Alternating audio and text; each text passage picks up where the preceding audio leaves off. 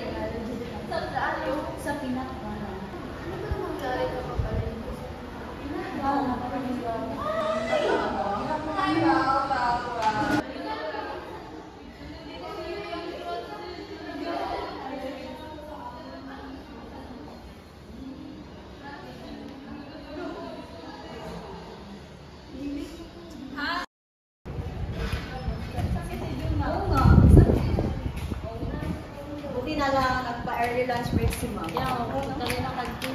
Let's go.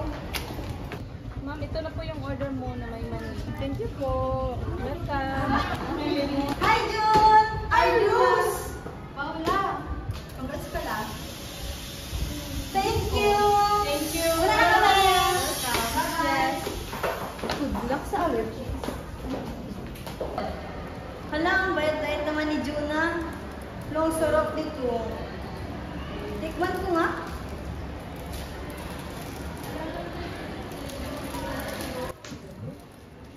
As her immune system responds to the allergen, her body releases histamine and other chemicals, triggering an inflammatory response. The autonomic nervous system, specifically the sympathetic branch, is activated as part of the body's fight or flight response. The sympathetic nervous system causes an increase in heart rate and constriction of blood vessels, which leads to higher blood pressure. Her respiratory system is affected as the airways constrict, leading to difficulty of breathing. Her body is essentially preparing for a perceived threat, even though it is an overreaction.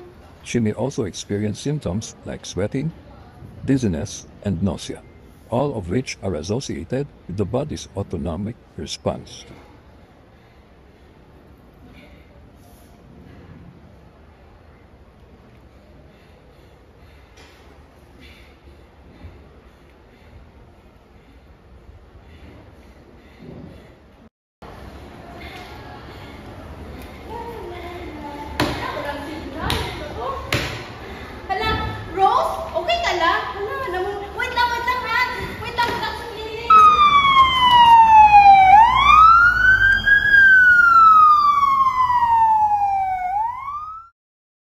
As Rose's symptoms worsened, the nurse quickly administered an epinephrine, a common treatment for severe allergic reactions.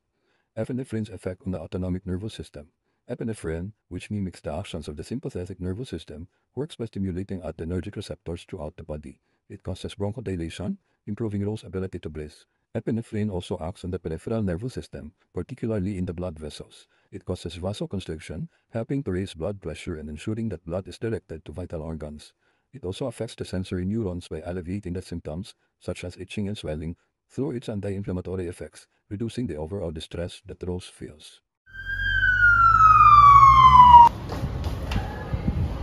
Doc, critical po ang patient na nasa emergency DOB po. The vital signs is nagbaba na po siya.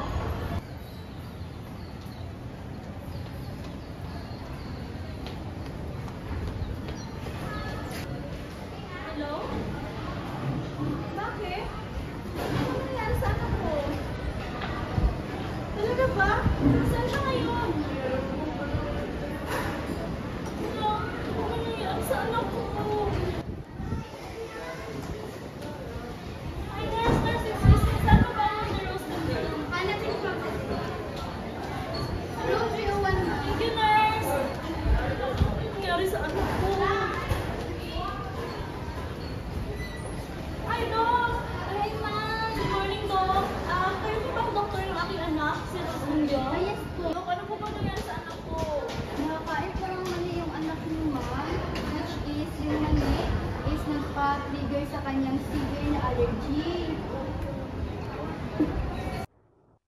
Mechanism of action. Epinephrine acts on both alpha and beta adrenergic receptors. Alpha-1 receptors causes vasoconstriction leading to an increase in blood pressure. Beta-1 receptors increases heart rate, contractility, and conduction speed. Beta-2 receptors causes bronchodilation and vasodilation in skeletal muscle. Indications. Epinephrine is used in a wide range of clinical situations such as anaphylaxis, cardiac arrest, asthma and COPD, shock, and is a local anesthesia. Contraindications. Hypersensitivity. Patients with known allergy to epinephrine or components of the formulation should not use it. Non-anaphylactic shock. Caution is advised in shock due to blood loss as epinephrine may worsen tissue ischemia. Certain arrhythmias. Epinephrine should be used cautiously in patients with certain pre-existing arrhythmias. Side effects. Epinephrine is generally well tolerated, but it can have side effects due to its potential effects on the cardiovascular and nervous system.